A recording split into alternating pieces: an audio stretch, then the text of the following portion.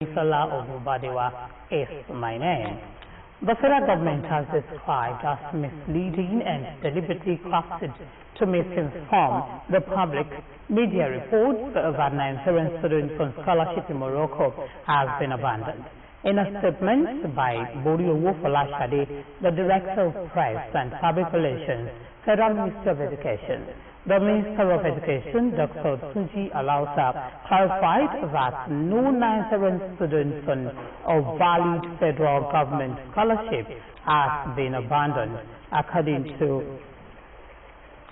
the statement, all beneficiaries duly enrolled under the bilateral education scholarship program prior to 2024 have received payments up to the 2024 budget year in line with the federal government's obligations. It added that no new bilateral scholarship awards were made in October 2025 or at any time thereafter. The government noted that the documents being circulated to suggest otherwise are fake, unauthenticated, and constitute a calculated attempt to mislead the public and discredit government policy. The federal government also reiterated its commitment to ensuring that the students already enrolled under the previous arrangement will continue to be supported until the completion of their program. In a renewed drive to address the shortage of teachers in public primary schools, especially in rural communities, the Ogun State government has engaged 448 Ogun State interns and issued them engagement and posting letters. The letters were formally presented to the successful applicants at the Ogun State Universal Basic Education Board, SUBEB Secretariat in Ukemosmo, Abeokuta, speaking at the presentation ceremony. The chairman of SUBEB, Evangelist Olaliko Ifede, explained that the recruitment was deliberately targeted at strengthening manpower in rural schools, urging the interns to accept their postings with commitment and a sense of responsibility. He warned against the request for redeployment, stressing that such would not be entertained.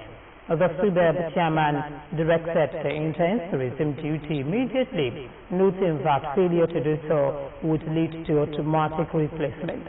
He also emphasized the importance of prompt submission of assumption of duty documents to ensure timely processing of salaries.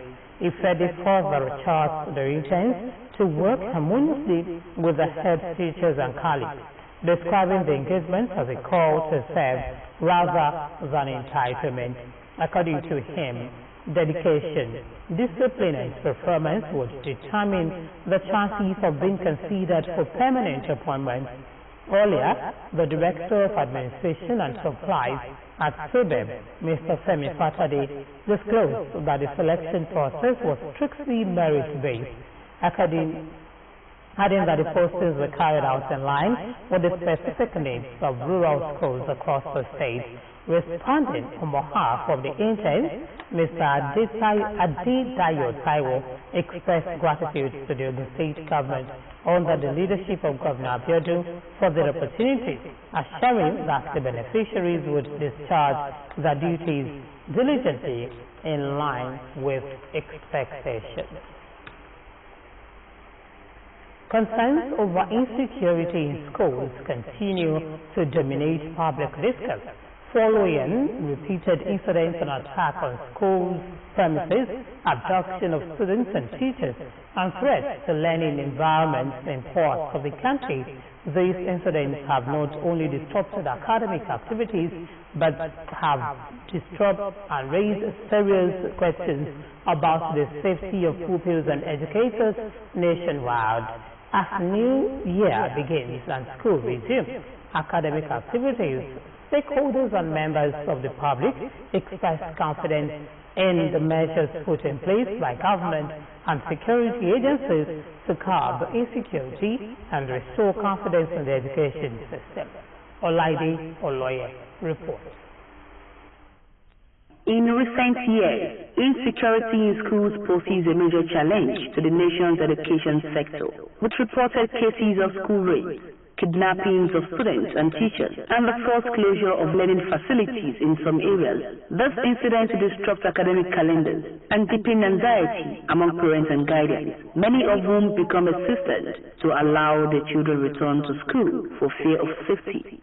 With the dawn of the new year, government authorities rolls out renewed measures aimed at strengthening security within and around school environment. The strategies include increased security paroles, closer collaboration between school management and local vigilante groups, the installation of perimeter fencing and surveillance systems, as well as sensitization programs to educate teachers and students on safety protocols. Intervention projects, the projects we are about to do, there are some schools that we are going to do fence for.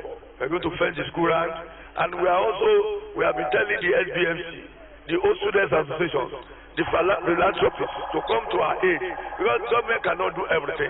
And as regards security agents, we have security agents in some of our schools, and we have also collaborated with security agents to help us parade and our schools, so that whenever there's any issue, they will come to our aid. We're curbing insecurity in our schools generally, both primary and secondary. That should first start from the community.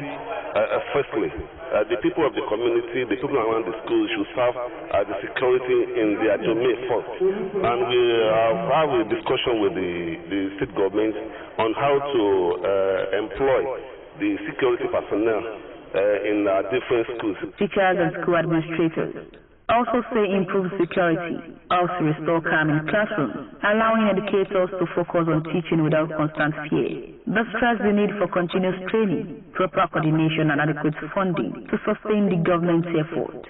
They are going to their friend's place or to any relative's place. They should be well monitored. They should not be allowed to go all alone. Education stakeholders note that while policy initiatives and official assurances are encouraging, long-term solutions such as effective community policy, intelligence gathering, prompt reporting of suspicious activities, and addressing the root causes of insecurity remains critical to preventing a repeat of past incidents. So far so good in our schools. The efforts being put in place, particularly from our own end, as the National Youth Council of Nigeria, we've been working, collaborating with all stakeholders to see how we can, preach the gospel, inform our people, get them educated and enlightened, to tell them about the needs of the society, and particularly those things that actually contribute to issues of security in our society. The government of Ogun State is trying on that aspect. And what the people and the parents need to do is to make sure they monitor their wards, their children, in the various schools, in their various communities, so that they don't join any form of bad gangs. Because joining gangs is what brings violence to most of the schools. As schools fully resume for the new academic year, many Nigerians express hope that the renewed commitment by authorities mark a turning point in tackling insecurity in schools, ensuring a safe, secure, and conducive learning environment for children across the country. Olaide Oloye, OGTV News. Activities marking this year's Armed Forces Remembrance Day celebrations in Ogun State will be kicked off on Friday, 9th January 2026, with a special Jumat service at the Central Mosque, Kobiti, Abeokuta, beginning from noon. Similarly, a special church service to mark the celebration will hold on Sunday, 11th January 2026. Venue is the Cathedral of St. Peter, Ake, Abeokuta, beginning at 10 a.m. A statement by the Secretary to the State Government, Mr. Tokumbo Tolabi, revealed that the celebrations will be rounded off with a grand finale on Thursday, January 15, 2026, with a special parade and laying of wreaths at the Arcade Ground, Governor's Office, Ukimoso, Abeokuta, at 10 a.m. The statement further urged all invited guests to be seated 30 minutes before the commencement of each program. Ogun State Governor Prince Abeokuta has congratulated his deputy, Engineer Noimoto Salako Yedele, as she marks her 60th birthday, describing her as an able, dependable lieutenant whose leadership, loyalty and commitment have been instrumental to the success of his administration. In a congratulatory message, Prince Abeokuta said the Deputy Governor has consistently demonstrated rare leadership qualities and made significant contributions to the effective implementation of administration's building our future together agenda. He noted that her journey as an accomplished engineer, administrator, and public servant has been marked by excellence, dedication, and outstanding service. According to the governor, Engineer Salako Yedele has remained a source of inspiration to women, young professionals, and the people of Ogun State, adding that her wise counsel, diligence, and unwavering commitment to excellence have greatly enhanced the stability and effectiveness of the government. He noted that the milestone of 60 years offers an opportunity to celebrate a life defined by purposeful leadership and selfless service, praying Almighty Allah to grant the Deputy Governor good health, renewed vigor, and many more fruitful years in service to humanity. Also congratulating Engineer Salako Yedele, the Minister for Women Affairs, Honorable Iman Suleiman Ibrahim, described her as a trailblazer who has consistently lived and led with integrity, vision, and hard work. Similarly, the Deputy Governor of Abeokuta State, Chief Mrs. Munisa Diafue, described her, Ogun State's counterpart, as an Amazon of loyalty, noting that Engineer Salako Yedele is a dependable political ally whose steadfast support for her principle has strengthened governance and leadership cohesion. Other well-wishers include the Managing Director and Chief Executive Officer of Alpha Morgan Bank, Mr. Ade Braimo, who on behalf of the management and staff of the organization extended warm felicitations to the Deputy Governor. He noted that the celebration goes beyond the number of years attained, but honors a legacy defined by purpose, service, and positive public impact. Philip Akintoye Development Foundation, PAPADEF, has joined countless admirers across Ogun State, Nigeria, and beyond to celebrate Her Excellency Engineer Noimoto Salako Yedele, SNSC, Deputy Governor of Ogun State, as she marks her 60th birthday. In a congratulatory message signed by the Chief Executive Officer, PAPADEF, Comrade Festus Kehinde Akintoye, the foundation confirmed that at 60, Her Excellency stands as a beacon of purposeful leadership, moral integrity, and uncommon dedication to public service. She represents the finest ideals of governance, anchored in competence, compassion, and character. A seasoned engineer, administrator, a stateswoman, her journey in public service reflects a life wholly devoted to the progress of society and the upliftment of humanity. Since assuming office as Deputy Governor, Engineer Mrs. Salako Yedele has made invaluable contributions to the governance architecture of Ogun State through her oversight roles, policy engagements, and collaborative leadership. She has helped strengthen institutional effectiveness, promote inclusive development, and support reforms that enhance transparency, accountability, and service delivery. Our calm but firm disposition has been instrumental in sustaining stability within government, while her voice continues to champion social development, women empowerment, education, youth advancement. He noted, beyond the borders of Ogun State, Her Excellency's professional stature as a fellow of the Nigerian Society of Engineers and her participation in national development conversations have earned all respect across Nigeria. She exemplifies the capacity of women in leadership to shape policy, inspire excellence, and contribute meaningfully to nation building. According to him, what truly distinguishes Her Excellency is not only her achievements but her humility, dedication, and rare ability to listen. She leads with empathy, values consultation, and approaches governance with a human face.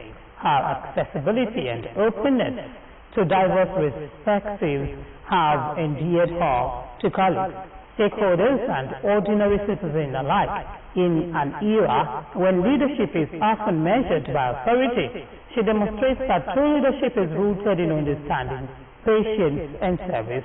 Beyond public service, she is also a loving and supportive spouse, exemplifying partnership, respect, and harmony in her relationship with her husband. She has successfully balanced the demand of high public office with the responsibilities of family life, setting a powerful example that leadership and strong family values can coexist with dignity and purpose. PAPADEF prays that Almighty Allah grants Her Excellency long life in good health, renewed strength, divine wisdom, and continued to grace for greater service to Ogun State and the nation at large. May her years ahead be filled with peace, joy, and even greater accomplishments in the cause of humanity.